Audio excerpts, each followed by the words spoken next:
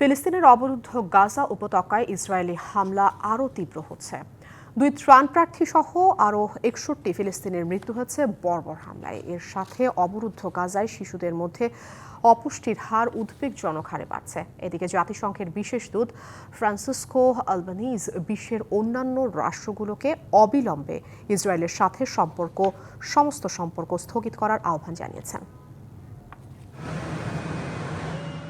ফিলিস্তিনের গাজায় হামলার তীব্রতা বাড়িয়েছে ইসরায়েল। নতুন করে আরও কমপক্ষে 61 জনের মৃত্যু হয়েছে। এর মধ্যে কমপক্ষে 2 জন ত্রাণের অপেক্ষায় থাকা ফিলিস্তিনি। জাতিসংঘের ফিলিস্তিনি শরণার্থী সংস্থা UNRWA সতর্ক বার্তায় বলেছে, অবরুদ্ধ গাজায় শিশুদের মধ্যে অপুষ্টির হার উদ্বেগজনকভাবে বাড়ছে। প্রতিদিন 10 জন শিশুর মধ্যে 1 জন শিশু অপুষ্টিতে ভুগছে। এদিকে গাজায় সামরিক যুদ্ধবিরতির লক্ষ্যে রবিবার থেকে কাতারের রাজধানী দোহায় পরোক্ষভাবে আলোচনা চালিয়ে আসছে হামাস ও ইসরায়েল। সম্প্রতি দুই পক্ষই জানায়, উপত্যকাটিতে 60 দিনের যুদ্ধবিরতিতে একমত হলে গাজায় বন্দী থাকা জীবিত 10 জিম্মিকে মুক্তি দেবে হামাস।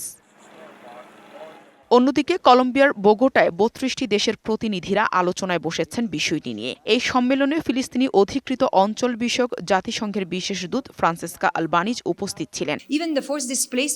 আমি বিশ্বাস করি ইসরায়েল যা করছে তাতে যুক্তরাষ্ট্র সম্পূর্ণভাবে জড়িত। এমনকি ফিলিস্তিনিদের জোরপূর্বক বাস্তুচ্যুতি মার্কিন পররাষ্ট্রনীতির অংশ হয়ে উঠেছে।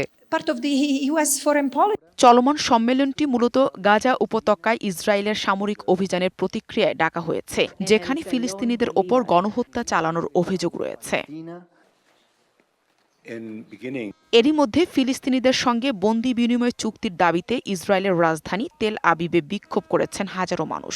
বিক্ষোভ থেকে যুদ্ধ থামিয়ে গাজায় আটক ইসরায়েলি বন্দীদের ফিরিয়ে আনার দাবি জানান বিক্ষোভকারীরা। Nahida Rinthi, DBC news desk.